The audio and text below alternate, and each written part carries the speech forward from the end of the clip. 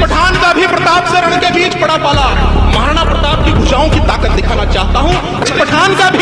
जिस पठान का भी प्रताप से रण के बीच पड़ा पाला, राणा की तलवार ने उसको घोड़े सहित काट डाला। 23 सोमवार को महाराणा प्रताप की जयंती के अवसर पर नीमच मंडी बंद रहेगी। भारतवर्ष के महान योद्धा महाराणा प्रताप को भारत का पहला स्वतंत्रता सेनानी माना जाता है। वह मेवाड़ में सिसोदिया राजपूत राजवंश के राजा थे। महाराणा प्रताप अपनी वीरता और युद्ध कला के लिए जाने जाते हैं। हल्दी घाटी में महाराणा प्रताप और अकबर के बीच भयंकर युद्ध हुआ। इस युद्ध को 300 साल हो चुके हैं, पर आज भी वहां युद्ध मैदान में तलवारें पाई जाती हैं। इस युद्ध में ना तो अकबर की जीत हुई और ना ही महाराणा प्रताप की। कहा जाता है कि जब अकबर को महाराणा प्रताप के निधन का पता लगा तो वह भी रो पड़ा। अकबर ने महाराणा प्रताप को प्रस्ताव दिया था कि यदि वे उसके सामने झुक जाते हैं तो आधा भारत महाराणा प्रताप का हो जाएगा, परंतु उन्होंने यह प्रस्ताव अस्वीकार कर दिया। हल्दी घाटी का युद्ध 21 जून 1576 को लड़ा गया और दोनों सेनाओं के बीच भीषण युद्ध हुआ जो केवल 4 घंटे में ही समाप्त हो गया।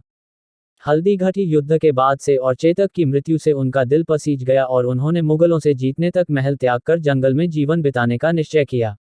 महाराणा प्रताप के भाले का वजन 81 किलो था। उनके कवच का वजन 72 किलो था।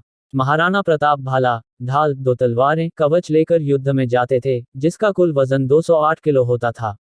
इतना भार लेकर युद्ध करना सामान्य पुरुष के लिए संभव नहीं है। युद्ध में महाराणा प्रताप 2 तलवार रखते थे। यदि उनके दुश्मन के पास तलवार नहीं होती थी तो उसे अपनी एक तलवार देते थे जिससे कि युद्ध बराबरी का हो।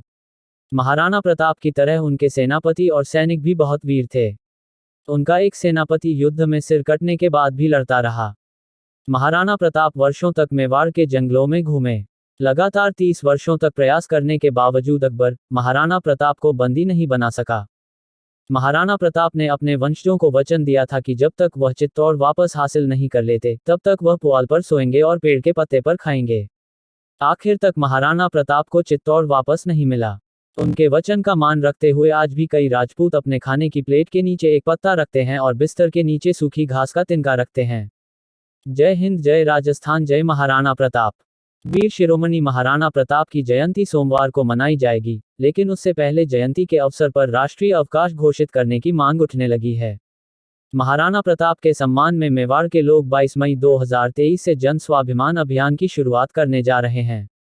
वहीं रविवार को उदयपुर के लेक्सिटी प्रेस क्लब में सर्व हिंदू समाज और संयुक्त मेवाड़ महासभा की ओर से प्रेस वार्ता का आयोजन किया गया।